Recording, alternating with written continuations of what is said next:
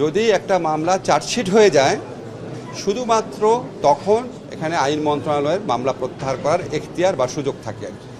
তো আমরা যখন এই জুলাই হত্যাকাণ্ড, জুলাই গণ অভ্যুত্থানকালে ছাত্র জনতার বিরুদ্ধে ফ্যাসিস্ট আওয়ামী লীগ সরকার যে সমস্ত ষড়যন্ত্রমূলক এবং মিথ্যা বানোয়াট মামলা করেছিল, আমি আমার দায়িত্ব নেওয়ার পরপরই তখন যে স্বরাষ্ট্রমন্ত্রী ছিলেন, তখনকার যে আইজিপি ছিলেন, ওনাদের সাথে বৈঠক করে রিকোয়েস্ট করেছিলাম এই মামলাগুলোর ক্ষেত্রে তাড়াতাড়ি যেন নিষ্পত্তি করার ব্যবস্থা নেওয়া হয়। সেটা অনুযায়ী ওনারা সব মামলার ফাইনাল রিপোর্ট দিয়েছে বলে আমরা জেনেছিলাম, কিন্তু আমাদেরকে বলেছিল অল্প কিছু, পরবর্তীকালে আমাদের জানিয়েছিল অল্প কিছু মামলা এখনও রয়ে গেছে যেগুলো হত্যা মামলা রিলেটেড। এবং এইরকম একটা মামলা, ফায়েজের মামলা, কালকে আমি খবর নিলাম ফায়েজের মামলাটা এরকম একটা মামলা, এবং এখানে 2 জন আসামি তারা 164 স্টেটমেন্ট দিয়েছিল। তো আমি খবর নিয়ে জানলাম ওনারা যদি 164 এই স্টেটমেন্টটা রিট্র্যাক্ট না করে তাহলে এই মামলাটার নিষ্পত্তি বা ফাইনাল রিপোর্ট দেওয়া খুবই দুষ্কর, এবং এটা সম্পূর্ণভাবে পুলিশের এবং স্বরাষ্ট্র মন্ত্রণালয়ের এখতিয়ারাধীন বিষয়। এখানে আইন মন্ত্রণালয়ের করার কিছু নাই। অনেক সময় অনেকে আপনারা হয়তো আমাকে চিনেন, ভালোবাসেন বা অপছন্দ করেন, যে কোনো কারণে হোক, যে কোনো ঘটনার জন্য ভেবে নেন এটা আমরা কিছু করছি না কেন। আমাদের যতই সদিচ্ছা থাক, একটা মামলা চার্জশিট পর্যায়ে আসার পর শুধুমাত্র আইন মন্ত্রণালয় কোনো কিছু করতে পারে, তার আগে কোনো কিছু করার স্কোপ আইন মন্ত্রণালয়ের নাই।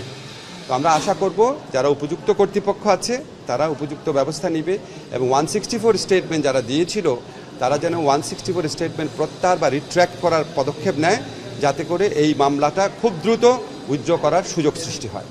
তার ভাই বলতেছিল যে আপনাকে আপনার একটা কোর্ট দিয়ে যে আপনি তাকে আশ্বাস দিয়েছেন দ্রুত এই মামলাটা নিষ্পত্তি হবে, এরকম একটা স্টেটমেন্ট। না, এটা আপনি বললে তো হবে না, আমি তো এটা দেখি নাই। তার ভাই আমার সাথে যোগাযোগ করেছিল, তার ভাই আমার সাথে যোগাযোগ করে না, আমি তার ভাইয়ের সাথে যোগাযোগ করেছিলাম নাম্বার পাওয়ার পর। আমি তাকে বলেছি, বাবা এটাই হচ্ছে প্রক্রিয়া, এই প্রক্রিয়াতে যদি আগানো হয় তাহলে মামলাটা দ্রুত নিষ্পত্তি করা সম্ভব। আমি তাকে প্রক্রিয়াটা বুঝিয়ে বলেছি। আপনাদের একটা কিছু মনে রাখতে হবে, আমরা আইন দ্বারা পরিচালিত হই। একটা আইনের বাইরে যেটা বাণিজ্য মন্ত্রণালয়ের কাজ সেটা আইন মন্ত্রণালয় করতে পারবে না, যেটা শিক্ষা মন্ত্রণালয়ের কাজ সেটা স্বরাষ্ট্র মন্ত্রণালয় করতে পারবে না, যেটা পররাষ্ট্র মন্ত্রণালয়ের কাজ সেটা মৎস্য মন্ত্রণালয় করতে পারবে না। এটা তো সবার বোঝার কথা। তো আমার যতই প্রত্যাশা থাক, যতই আন্তরিকতা থাক, যতই আমার ইচ্ছা থাক, এই কাজটা প্রক্রিয়াগতভাবে ঠিক না হওয়া পর্যন্ত অন্য মন্ত্রণালয়ের ব্যাপার, আমাদের এখানে কিছু করার নাই। আমাদের খালি সাজেশন দেওয়ার আছে, আমাদের খালি অনুরোধ করার আছে, এর বাইরে কিছু নাই।